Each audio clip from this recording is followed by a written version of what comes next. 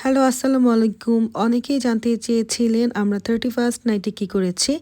আসলে 31st নাইটে আমরা কিছুই করি নাই। তাছাড়া কখনোই আমরা তেমন কিছু করিও না।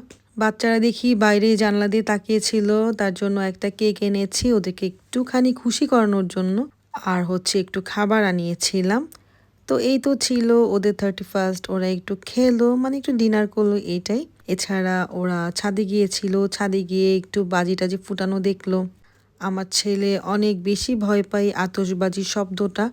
এজন্য ও যায় নাই। ও আর আমি বাসায় ছিলাম, ওর বাবাও বাসায় ছিল। তো এই তো ছিল আসলে 31st নিয়ে আসলে কখনো ওরকমভাবে প্ল্যান করা হয় না। যেহেতু এটা আমাদের মুসলিমদের ওইরকম কোনো প্রোগ্রাম না।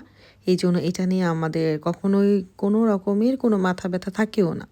যতটুকু যা করেছি শুধুমাত্র বাচ্চাদের আনন্দ দেওয়ার জন্যই বাসায় করেছি।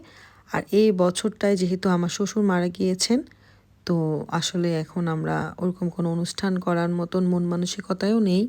তার মধ্যে আমার ছেলেও অনেক বেশি অসুস্থ ছিল, অনেক জ্বর ছিল। তো এই ছিল আমাদের 31st, যারা দেখতে চেয়েছিলেন বা জানতে চেয়েছিলেন তাদের জন্য ভিডিওটা করা। সবাই ভালো থাকবেন। আল্লাহ হাফেজ।